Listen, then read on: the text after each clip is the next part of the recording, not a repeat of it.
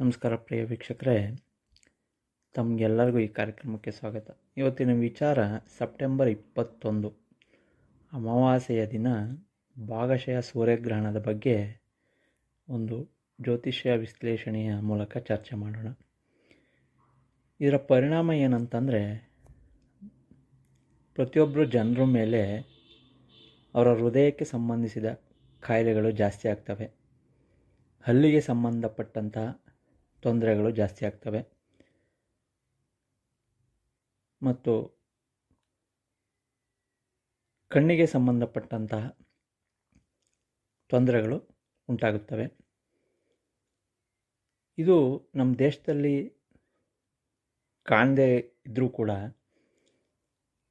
ಹೊರದೇಶಗಳಲ್ಲಿ ಅಂದರೆ Australia, New Zealand ಈ ಪ್ರದೇಶದಲ್ಲಿ ಕಾಣಿಸುತ್ತದೆ. ಆದರೂ ಕೂಡ ಇದರ ಪರಿಣಾಮ ಇದ್ದೇ ಇರುತ್ತದೆ. ಹೇಗೆ ಅಂತೀರಾ? ಮೊದಲನೇದಾಗಿ ರಾಜಕೀಯದಲ್ಲಿ ಸೆಂಟ್ರಲ್ ಗೌರ್ಮೆಂಟ್ ಆಗಿರ್ಬೋದು, ಸ್ಟೇಟ್ ಗೌರ್ಮೆಂಟ್ ಆಗಿರ್ಬೋದು, ರಾಜಕೀಯದಲ್ಲಿ ವೈರತ್ವ ಹೆಚ್ಚಾಗುತ್ತವೆ. ರಾಜರುಗಳ ನಡುವೆ ವೈರತ್ವ ಉಂಟಾಗುತ್ತದೆ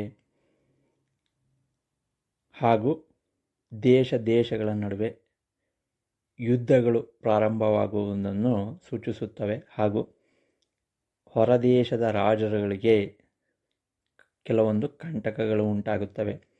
ಹಾಗೂ ನಮ್ಮ ದೇಶದ ರಾಜಕಾರಣಿಯೊಬ್ಬರಿಗೆ, ಮಂತ್ರಿಯಾದರೂ ಸರಿ, ರಾಜರಾದರೂ ಸರಿ, ಅವರಿಗೆ ಒಂದು ಕಂಟಕ ಉಂಟಾಗುವ ಸಂದರ್ಭ ಉಂಟಾಗುತ್ತದೆ.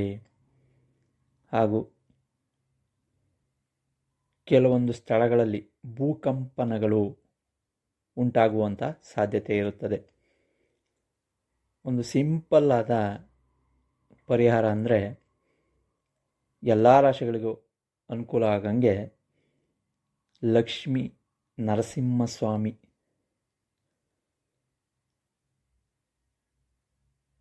ಯೋಗ ಭೋಗ ನರಸಿಂಹಸ್ವಾಮಿ ದೇವಸ್ಥಾನಕ್ಕೆ ಹೋಗಿ ಒಂದು